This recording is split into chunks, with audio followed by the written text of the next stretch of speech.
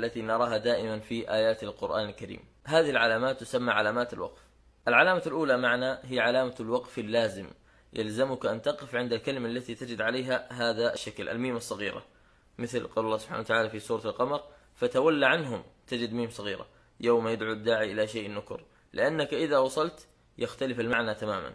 العلامة الثانية علامة الوقف الممنوع، لا تقف، لأنك إذا وقفت يختلف المعنى، مثل قوله تعالى في سورة الممتحنة: وقد كفروا بما جاءكم من الحق يخرجون الرسول وإياكم أن تؤمنوا بالله ربكم إن كنتم خرجتم، إلى آخر الآيات.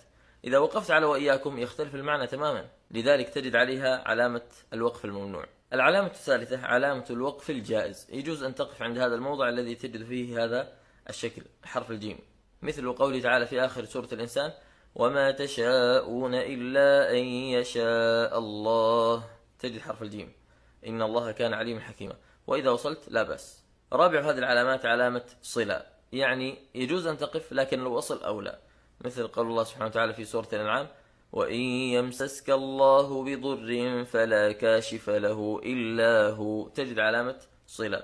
وإن قلت فلا كاشف له إلا هو وإن يمسسك بخير، هذا أولى.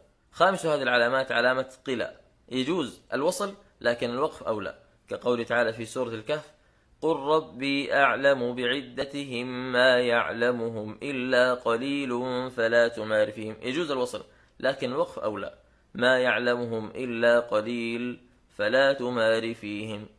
آخر هذه العلامات هي علامة التعانق، وهي تفيد أنك إذا وقفت على أحدهما فلا تقف على الآخر، كقول تعالى في أول سورة البقرة: ألف لام ميم ذلك الكتاب لا ريب فيه هدى للمتقين. تجدون هذه العلامة مرتين، لن تجدها مرة واحدة، لا، دائما متكررة مرتين. فإذا وقفت على الأولى لا تقف على الثانية، مثلا: ذلك الكتاب لا ريب فيه هدى للمتقين، أو تقول: ذلك الكتاب لا ريب فيه هدى للمتقين، تقف على أحدهما.